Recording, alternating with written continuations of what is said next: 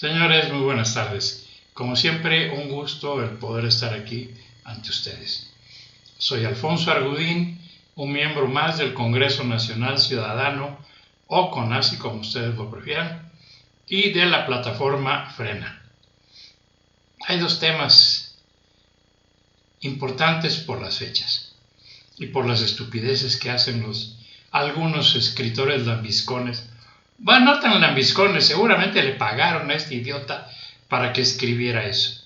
No me fijé y no sé buscarlo, lo vi en las redes, me llegó vía, pues creo que YouTube, algo así. El caso es que yo lo vi y lo abrí porque me llamó la atención. Me gusta la historia de mi país.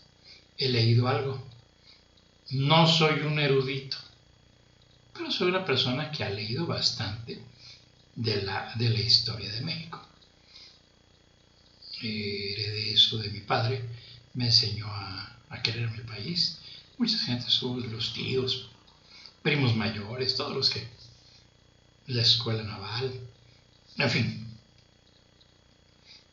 Este imbécil, de que no me sé el nombre, ni me lo quiero saber, pero no deja de ser un idiota. ¿Cómo es posible que mientan tan descaradamente? Yo entiendo que el dinero es canijo, y estos, pues bueno, son de esos plumas, antes decían lenguas compradas, que eran los cronistas de la radio, les decían las lenguas compradas. Después vinieron los periódicos y eran las plumas compradas. Hubo varios a los cuales les endilgaron ese sobrenombre de varios escritores de noticias, sobre todo de noticias en general, pero bueno. En este caso, este imbécil se atrevió a decir que Carmen Cerdán, hermana de Aquiles y de Máximo Cerdán, aquellos que fueron acribillados por los soldados mexicanos en la calle, afuera de su domicilio, y que en su momento, digo, no en su momento ahorita, sino hace unos años, Javier Alatorre dijo que en esa casa se había desarrollado la primera batalla de la Revolución Mexicana, lo que es ser abyecto. Tanto Javier como este imbécil ahora, que dice que la señorita, no sé, Carmen Cerdán, la dama en cuestión, no quiero que vayan a pensar que estoy minimizando a las mujeres, no, al contrario, las admiro y he sostenido varias veces, porque esa es mi idea. Sostengo la tesis de que cuando las mujeres quieren, son bastantes mejores que los hombres. Y ahí tenemos mujeres muy brillantes fuera del país, las hay en el país, pero no han brillado en la política como en el exterior. En México ha habido damas excepcionales para escribir, para estar en la televisión, cantantes, compositoras, escritoras, o sea, hay de todo. Que son damas, como yo les digo, mis bellas damas o las magnolias de acero.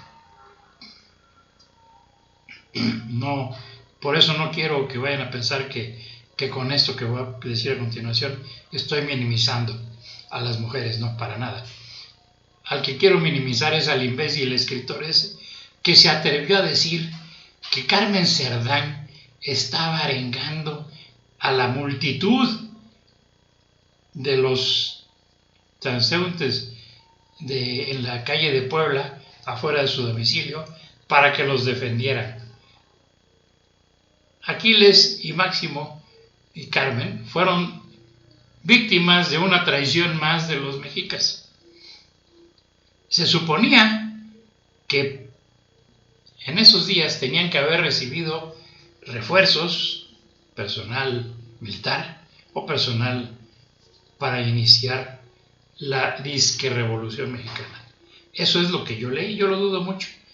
Lo que sí sé, que de lo que yo leí, fue que el gobernador de Puebla, harto de las directas muy indirectas y pedradotas que le aventaba Aquiles Cerdán al gobernador, no recuerdo el nombre, de Puebla en ese momento, 1918, lo mandó a buscar y arrestar.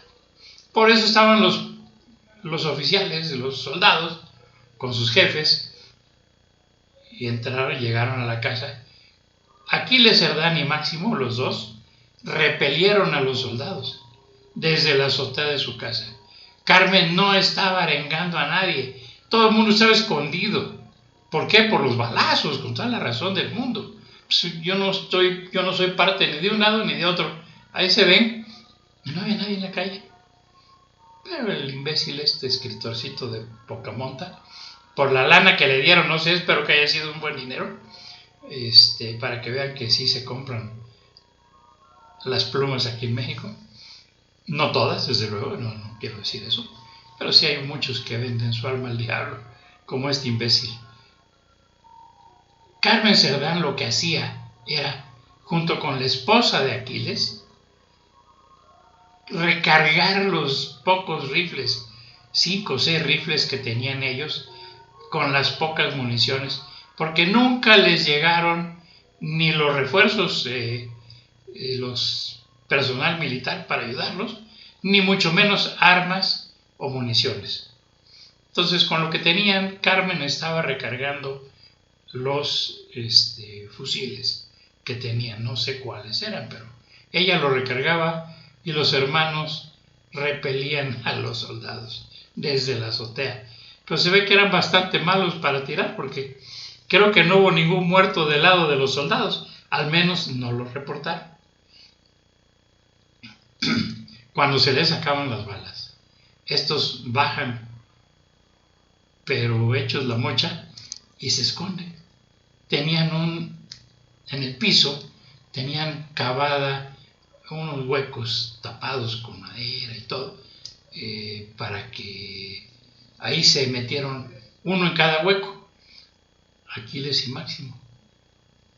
Claro, llegó un momento en que no le dejaron respirador, y entonces aquellos estaban ahogándose allá abajo del calor, del todo, y se levantaron y salieron. Obviamente cuando los vieron los soldados, como dicen, los apañaron y para la calle. Ahí fue donde se expresa, donde sale aquella frase célebre: los soldados mexicanos no asesinan. Frase que se le atribuye a Aquiles Cerdán. 18 de noviembre de 1910. Otros dicen que no fue Aquiles, que fue Carmen la que lo dijo. Vayan ustedes a saber quién fue. Yo les juro que no estaba en ese momento ahí. No puedo saber quién de los dos. Pero cuando menos la historia dice que Aquiles. ¿Por qué? Porque las mujeres en aquel entonces tenían poca injerencia en los asuntos militares y políticos. Sí, entonces, no tardaron mucho después de que alguien expresó, cualquiera de los dos, el que haya sido, exprese esa frase, y en menos de 2 minutos los hermanos Cerdán, Aquiles y Máximo, estaban tendidos en el piso en su sangre. Así es que, para que vean que los soldados mexicanos sí asesinan. Y le pueden preguntar a la pareja, al marido de la dama en cuestión de Chihuahua que mataron hace un par de meses. Los soldados mexicanos, por la espalda, ¿sí?, teniendo ellos armas, y ella ni siquiera sabía que estaban los soldados atrás, y le pegaron un tiro en la espalda y la mataron. El imbécil que escribe dice que a partir de ahí Carmen Cerdán se convirtió en una figura política, y que estaba en pláticas donde estaba el mismísimo general Porfirio Díaz. Digo, hay que ser imbéciles, pero que no abuse. Eso no es cierto. En aquel entonces las damas no tenían ni voz ni voto, mucho menos iban a estar en las pláticas para algo. Pero además, para que vean hasta dónde mienten los politiqueros de las franquicias electoreras que compran plumas idiotas. Porfirio Díaz le había entregado el poder a Francisco León de la Barra, un abogado de Querétaro. Él ya no estaba en el cargo. Es que no vengan con cuentos. Pero bueno, esa es la parte que diremos que los imbéciles estos no alcanzan a ver. Pero bueno, así es la vida. Entonces, mucho menos Carmen iba a estar platicando. Carmen dicen que tenía mucho carácter, no lo sé. No la conocí. Se murió en el 48, yo tenía 2 años y medio cuando ella fallece. Así es que pues no, nunca tuve oportunidad de platicar con ella de nada. Entonces, este es para que vean hasta dónde llegan los idiotas vendidos de los disque escritores que los politiqueros compran. Y me refiero por politiqueros a todas las franquicias, a todos los que pertenecen a las franquicias electoreras de este atribulado país. Viene la segunda parte. O sea, en eso dejamos. Carmen Cerdán nunca formó parte de ninguna comisión ni de ninguna plática, porque el general Díaz primero ya estaba retirado, ya estaba fuera, estaba enfermo, estaba en su casa. Y se iba a ir a los pocos meses a Europa, en el Ipiranga. Entonces, para que vean ustedes, insisto, cómo son las plumas vendidas, ¿sí? Pobres imbéciles. 2, mexicanos, entiendan, vean las cosas. Don Porfirio Díaz zarpa, primero sale de la Ciudad de México, escoltado por el ejército, de acuerdo al rango militar y al rango civil de expresidente de la República. Lo acompaña el ejército, guardia de honor, todo, hasta Veracruz. Ahí se embarca en el Ipiranga en abril 23.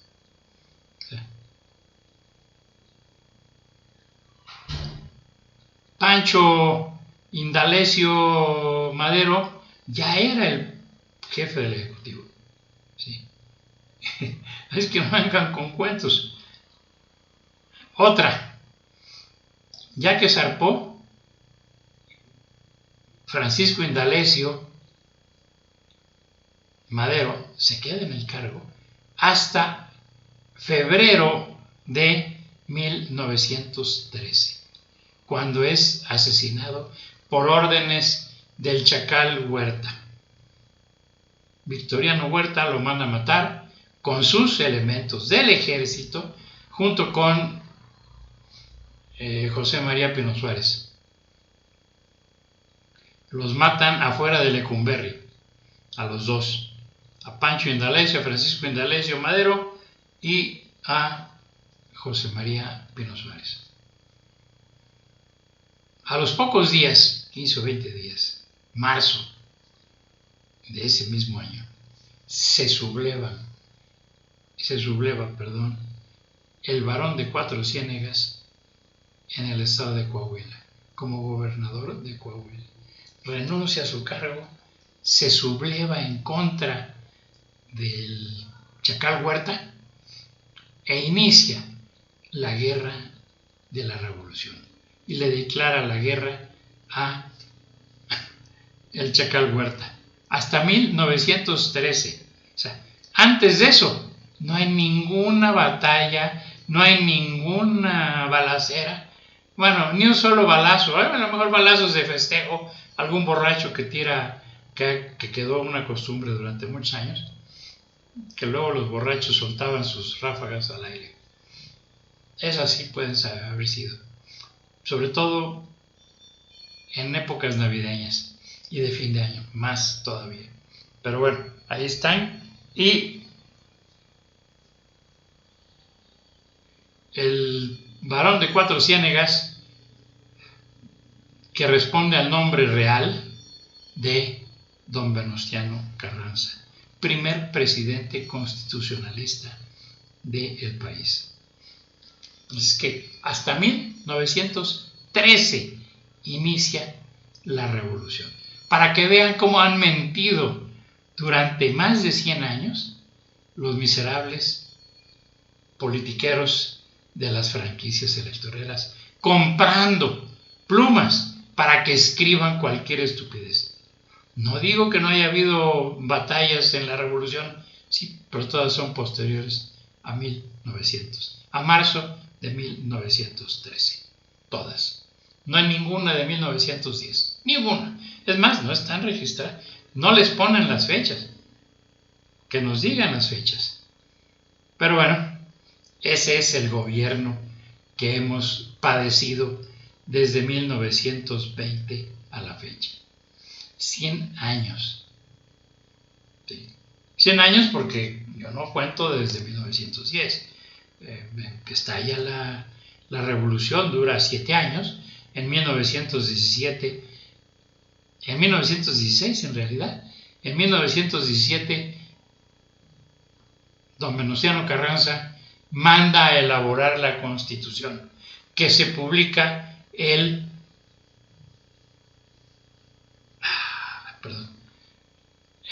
5 de febrero de 1917, la Constitución mexicana. Esa que ya no es la que escribieron en ese momento los constitucionalistas. Tiene de chile de dulce y de manteca y todos los arreglos que ha hecho cada inquilino de Los Pinos o inquilino del palacio del bosque de Chapultepec, del castillo de Chapultepec, que no palacio, el del centro se denomina Palacio Nacional, castillo de Chapultepec. Todos los que han estado ahí, todos, le han metido mano, tijereteándola y dejándola hecha una verdadera aberración de lo que fue originalmente. Entonces, que no venga con cuentos. La revolución empieza hasta 1913. Acaba en 1900, no sé, 20 y algo, 21, 22. Pero, digo, no en tales fechas, pero 1915, 16, es más, pudiera ser hasta el del 17. Pero don Porfirio no estaba ahí. La sublevación no fue contra él, fue contra el Chacal Huerta. Pero como es del ejército y era protegido de los gringos, ¿sí?, no quisieron hacer olas. Y entonces le echaron la culpa al pobre don Porfirio. Al fin y al cabo ya estaba grande, nadie lo iba a defender y lo pasaron a cuchillo estos miserables. ¿Sí? Es que no vean con cuentos. La revolución no se hizo en contra de don Porfirio Díaz, se hizo en contra del Chacal Huerta, por gentes del ejército auspiciados por las ideas y el apoyo del gobierno gringo. ¿Sí?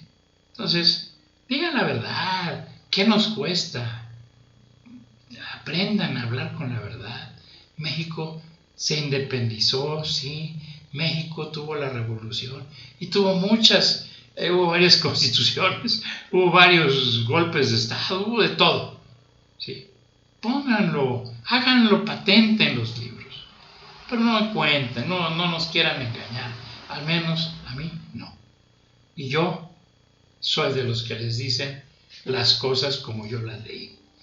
Por eso es que han prohibido que se publique nada de la historia de México desde 1900 a la fecha. Hay libros, antes sí había, pero ya no están. Creo que uno de ellos, si yo mal no recuerdo, González Blacayer, muy buen escritor de historia, creo que era de historia, ya ni sé, pues es que no más. Esos eran los libros que nosotros llevábamos en la primaria. Imagínense que yo salí de la primaria en junio de 1958. O sea, caramba, 62 años. Yo me voy a andar acordando qué libro era cada libro que llevaba yo en historia, en civismo, en cosas así. Me acuerdo del nombre de González Blacayer. Y yo creo que era un profesor o un escritor que dijo algo acerca de la Revolución Mexicana, de la historia de México en realidad. Eso creo yo. Bueno, yo leí, me lo grabé ya. Pero chequenlo para que no digan que no me creen a mí, créanle a los libros. Búsquenle, ¿sí?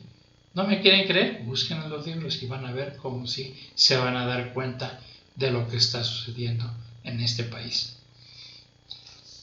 Señores, le doy gracias a Dios. Antes de darle gracias a Dios, les decimos una vez más la arenga para que los muchachos, los jóvenes que están empezando, bueno, los preparatorianos, los que ya no son preparatorianos, que son estudiantes en la universidad, de las licenciaturas, en el poli, en las diferentes universidades mexicanas privadas. Estudien bien la historia de México, vean lo que pasó, y si no me avisan y regresamos y les damos las clases, pero no se dejen convencer por las mentiras de estos miserables, ¿sí? La revolución inició en realidad en 1913, no en 1910.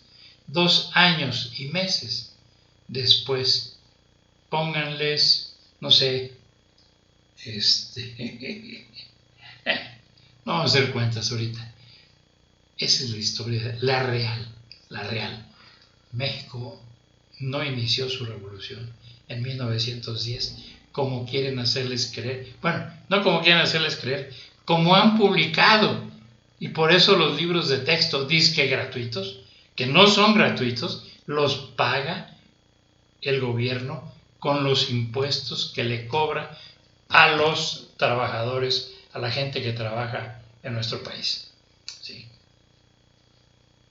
Entonces, ahora sí, dicho esto, adiós a los mendigos politiqueros, a las franquicias electoreras. Muchachos, despiértense. Muchachos desde los 18 hasta los 50, despiértense. Adultos de los 50 a los 60, adultos mayores de los 60 en adelante, despiértense. Vean lo que está pasando con nuestro país. Defiendan nuestro país. No sean miserables.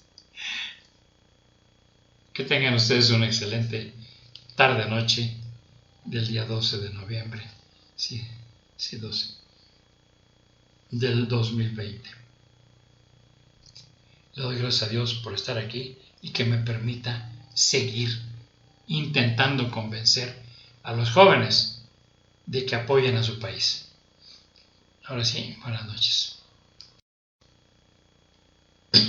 Perdón.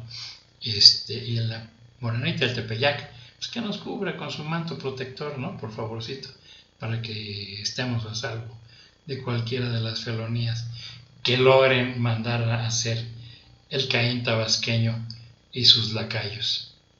Ahora sí, adiós.